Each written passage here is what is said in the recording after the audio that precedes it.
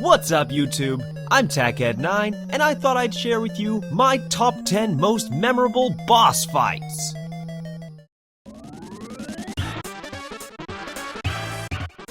Turtles in Time pits you against some of the Ninja Turtles' most iconic enemies, from Leatherhead, to Metalhead, to Baxter Stockman Head. So it was important that the last boss fight should be a doozy. In the arcade version, Shredder descended from the heavens, pulled out a pretty green sword, and typically proceeded to get his ass kicked, because there are 4 angry turtles nipping at him. They gave him a much-needed boost in the console adaptation, however, buffing him up to Super Shredder. One of the great things about the Super Shredder battle is that you'd learn his various patterns and know how to approach him accordingly. If it was a blue flame, you'd stay grounded because he was about to shoot ice into the sky. If it was red or green, you'd jump before you ended up with a face full of fire or childhood. When finally he'd had enough, he'd say, "Nah, fuck this," and tumble over the ledge to a certain death. The turtles celebrate, get into the turtle blimp, and return the Statue of Liberty to its proper place. As an aside, the Statue of Liberty is 225 tons. I feel like if the turtle blimp is strong enough to carry the damn thing, the turtle should have just flown that through the roof of the Technodrome and crushed all of their enemies right from the get-go. Yay!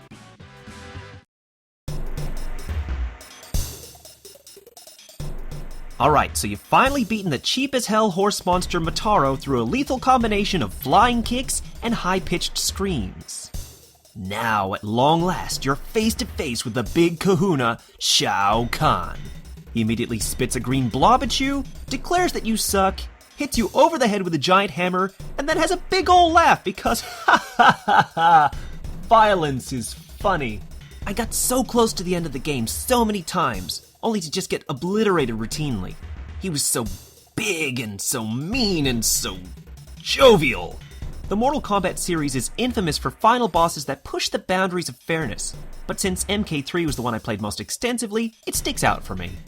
Nowadays, of course, a quick scan of the internet reveals that Shao Kahn is indeed very much defeatable and proceeds to explode, freeing all the souls from the warriors he had killed up to that point. I honestly think that this is what will happen when Donald Trump dies.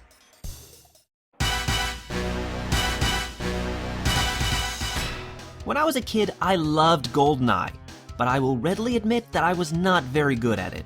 It's a spy game, obviously, so you're supposed to be stealthy and clever and suave. But in my case, I would find the biggest, noisiest guns and do the stupidest things, like shooting the hats off of enemies. In case you were wondering, I'm probably never going to be a spy. When at long last I had finally chased Alec Trevelyan down the spire, it was time to settle the score, once and for all. It ends in an epic firefight where Bond is able to shoot Trevelyan down, sending him careening off to his doom. For me, however, there are just a few quick sad facts that make this fight really memorable. For starters, the first time I attempted this, I was startled by the sudden drop, and when I landed on the platform, I accidentally ran straight off the edge. That's right, James Bond, world's best secret agent, was spooked and bewildered by a minor descent and basically tripped over and killed himself. The second attempt was much more successful, however I hadn't exactly been economical with my bullets, and was completely out of ammo by the time I arrived at the final showdown. So I did what any reasonable man would have done. I slapped Trevelyan with all of my might until he was dead. Obviously not quite the ending that was intended, but it worked. James Bond, channeling his inner Mr. Mime.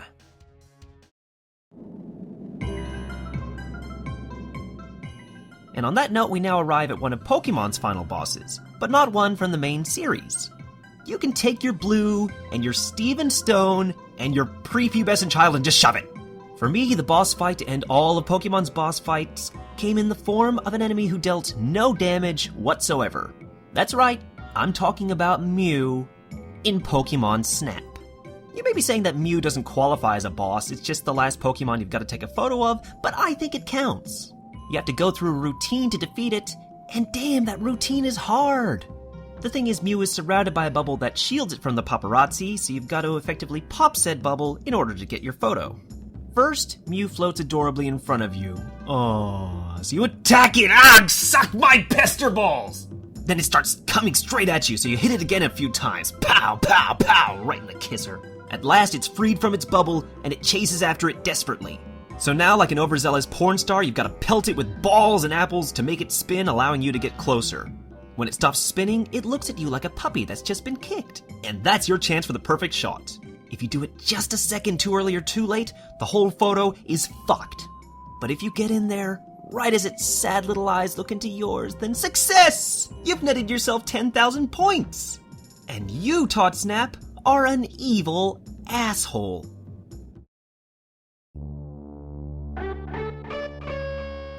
Encountering baby Bowser in Yoshi's Island for the first time is absolutely hilarious.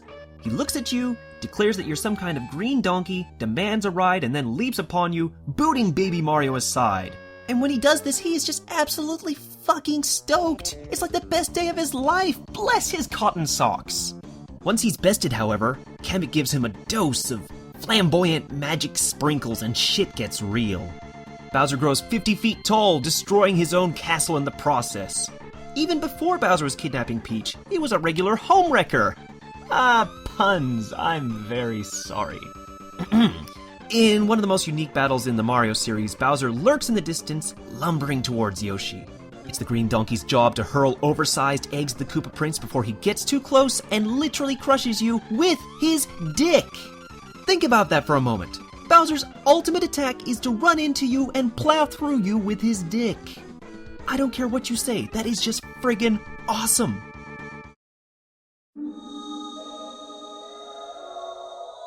My first ever Memore Piggy came in the form of Phantasy Star Online on the GameCube.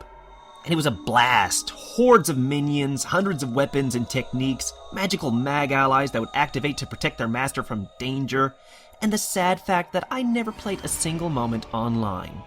That's right, I spent months playing an MMORPG completely offline.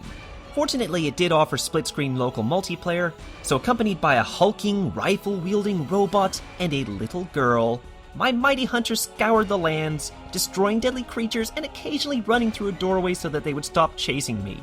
That was a really funny mechanic, wasn't it? When at last we arrived at the grassy knoll and approached the tomb where our final challenge would lie, we gave it a poke!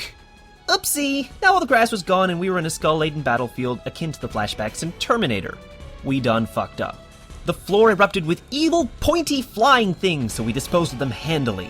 And then, the Dark Falls emerged. The biggest, baddest, meanest, handsomest enemy in all of PSO. This dude is so huge his tentacles can actually separate your party members, isolating you and forcing you to duke it out unassisted. Once you've dealt enough damage, he cracks the shits and transforms into an eerie floating torso kind of beast, hovering about the stage like a creeper. So you proceed to, beat the ever-loving shit out of him. But that isn't even his final form, because then he turns into some kind of wicked angelic beetle. So attack the beetle, kill the beetle. It's all so weird and exciting, and just thinking about it makes me want to go and play it again. Completely alone. Which is really quite pathetic.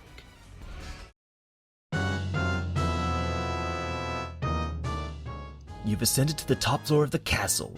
The wicked Ganondorf lies ahead. He's been waiting for you. In fact, while you've been fart-assing around doing side quests and shit, he's just been here playing the organ like a boss. He turns to face you and he says, Link, the Triforce is mine. It is my destiny to plunge this world into darkness, and you are the only thing that stands in my way. So now, I challenge you to a deadly game of volleyball! And you begin to whack a big ball of electricity back and forth until its reflexes fail him, incapacitating him long enough for you to launch a light arrow and then go up and give him the business, basically. I don't know why exactly the normally invincible Ganondorf chooses to launch an attack that weakens him. I mean, personally, I would just fly right up to Link and kick him in the fucking teeth. But that's just me. Anyhow, like many of the bosses on this list, he then throws his toys out of the crib, bringing the castle crumbling down.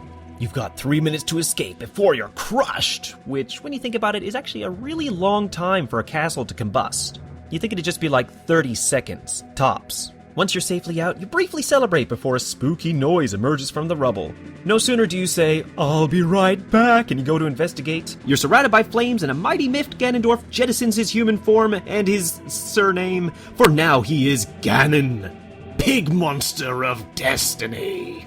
He smacks the Master Sword right from your grasp, and though in theory you could simply pull out Bigoron's sword without missing a beat, canonically you're supposed to rely on your wits and your lesser-known tools to find his weak point. Spoiler alert, it's his big rainbow tail. Once he's downed, you grab the Master's Sword, double-team him with Zelda's magic, and then down him violently with a stab right through the noggin. Call me crazy, but I'm noticing a consistent pattern of animal cruelty in these Nintendo games.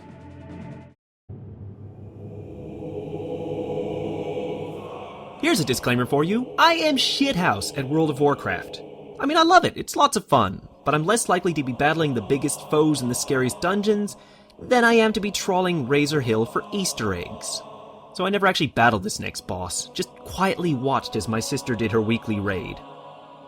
Honestly, high-level raiding never looked like much fun to me. Too much pressure. Let's remember we're playing a game here.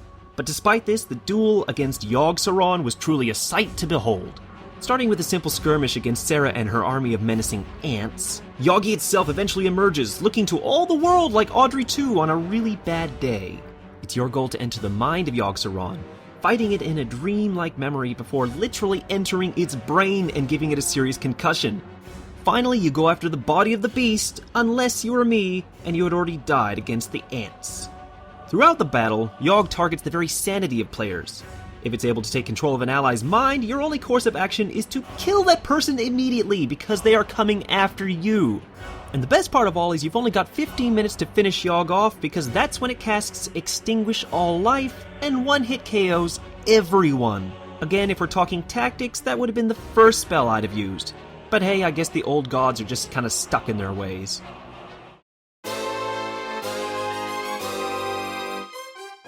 Pikmin is a game of strategy. With an army of colorful critters at your disposal, each with their own unique abilities and strengths, you're tasked with their command. Though combat is frequent, it usually comes after several minutes of planning from a safe distance. You divide your troops, dismiss the ones you don't need, and then take your appropriate soldiers into battle. The red ones are immune to fire. The blue ones can breathe underwater. The purple ones are fat and will crush foes with their fatness.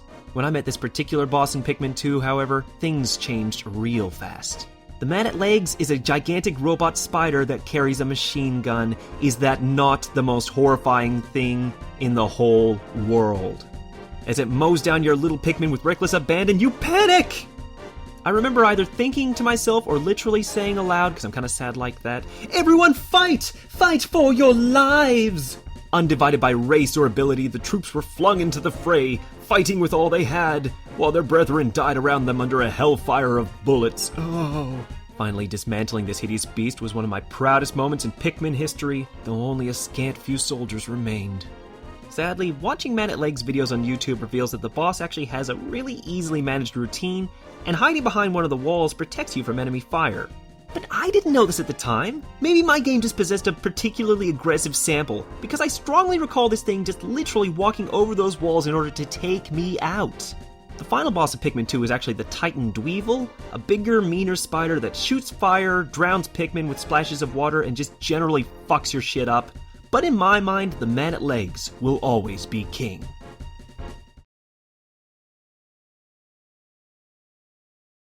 When you think of the legendary foes in gaming, your mind often goes to the famous standbys. Bowser, Ganondorf, Bison, fucking Mew. But to me, all of those guys pale in comparison to the best boss battle of all time, Mike Tyson. That's right, I'm giving the titular Mike Tyson of Mike Tyson's Punch-Out the top spot in this list. For one thing, the sheer fact that you are actually fighting Mike Tyson in a Nintendo game is one of the most bizarre and yet coolest concepts ever. He comes out and he dances a little jig and then he swings a punch so hard it will break your jaw in 900 different places! It literally just lays you out with one blow! I mean, yogg'saron could really stand to learn something here.